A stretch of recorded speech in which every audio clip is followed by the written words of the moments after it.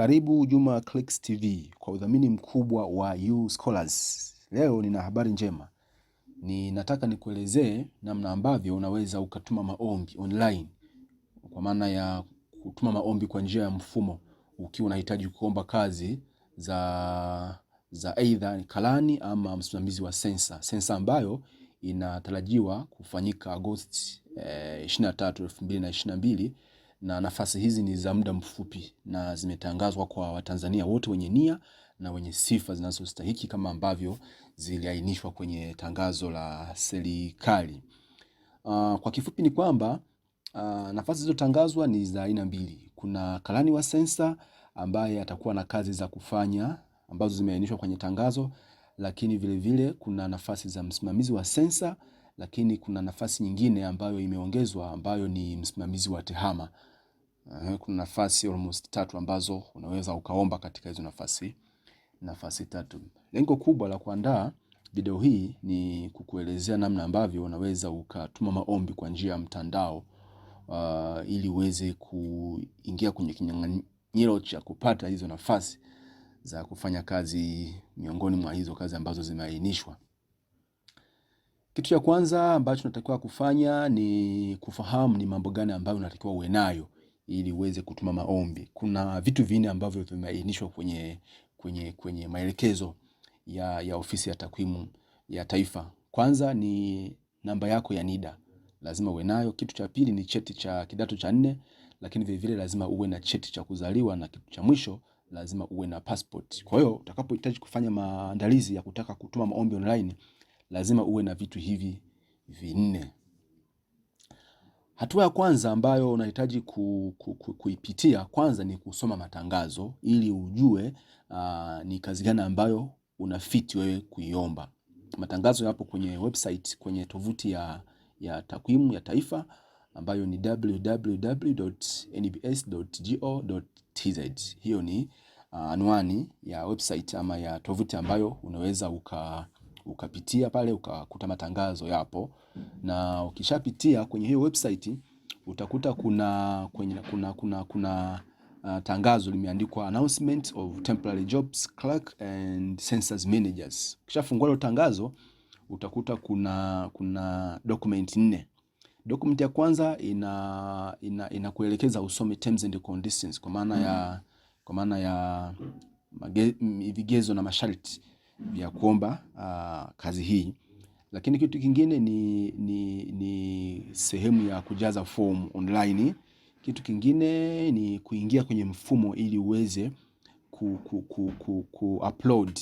Tunasema ni upload, kupakia form ambayo umejaza kwenye kipengele cha pili.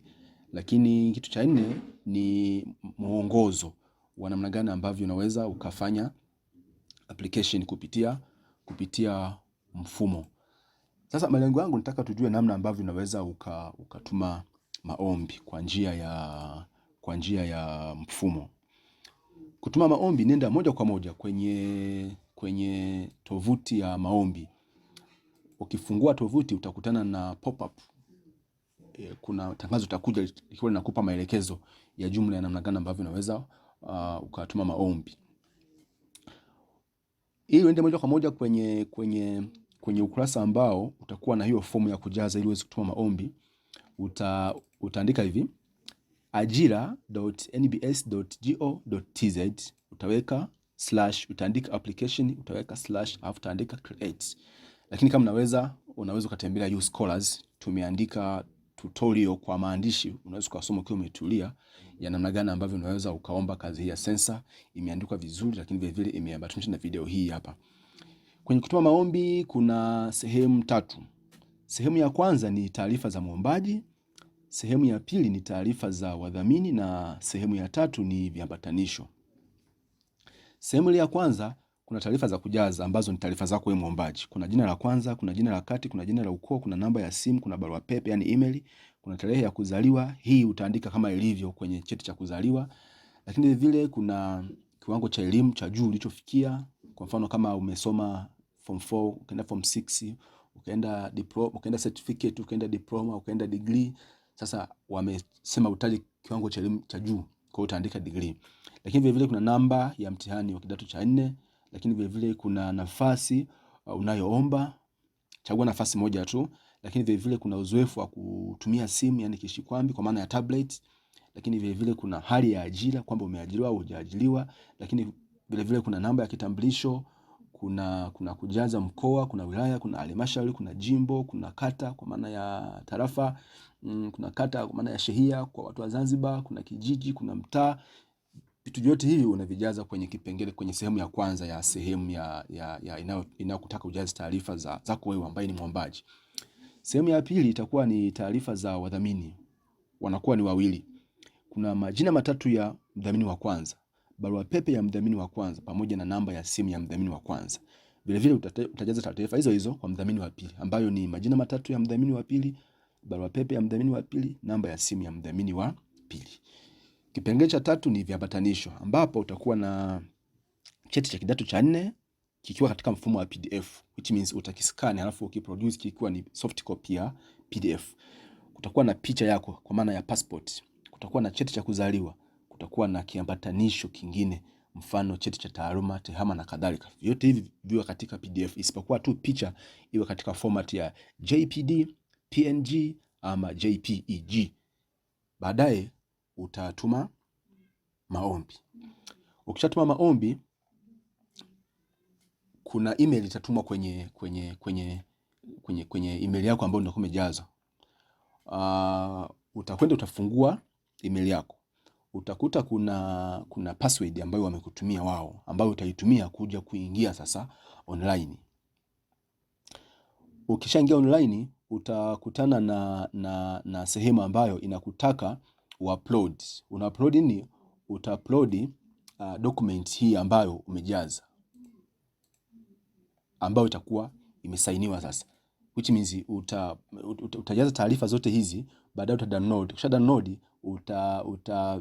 utazipeleka kwa watu ambao wanahitaji wasaini, kwa maana ya mdhamini wako, mwenyekiti wa mtaa ambaye ni wa eneo ambalo wewe unataka umeomba ufanyie kazi. Kwa hiyo ukishapeleka wakasaini, baadaye utakuja kwenye mfumo, uta login kupitia password ambazo unakuwa umetumwa kwenye email yako. Ukisha login utakutana na dashboard ambayo ina sehemu ya kupakia, kwa maana ya kuupload. Una-upload document ile ambayo ulidownload wakati umefanya application mwanzoni. Ukisha download utapeleka ikiwa imeshajazwa baadhi ya taarifa, itaachwa sehemu ile ya kusaini, kwa maana ya assign yule mdhamini wako, lakini vile vile assign na mwenyekiti wa mtaa ambaye wewe ndio umemchagua, ambao mtaa ambao umechagua wewe ufanyie kazi. Kwa hiyo document ukisha saini utaiskani. Ukisha skani utakuja kwenye mfumo, utalogin kwa kutumia password ambayo utakuwa umekutumia wao kwenye email yako ambayo umejaza wakati wa kufanya application. Ukisha pakia document ile, baada ya kuskani ndio utasubmit sasa, kwa maana ya ndio utakuwa umemaliza kutuma maombi. Hizo ni hatua ambazo unatakiwa uzifanye sasa wewe kama muombaji. Lakini vile kama haujaelewa, unaweza ukapitia kwenye website ya Scholars. Tumetoa maelekezo mazuri yanayoelezea kwa kina namna gani ya kufanya mchakato wote wa kutuma maombi online. Karibu siku nyingine, na usisahau kusubscribe ili uweze kuwa kwanza siku nyingine tutakapotoa video nyingine ikiwa inaelezea kitakachokuwa kimejili, uwe kwanza tunakupata update kwenye YouTube hii hapa. Thank you.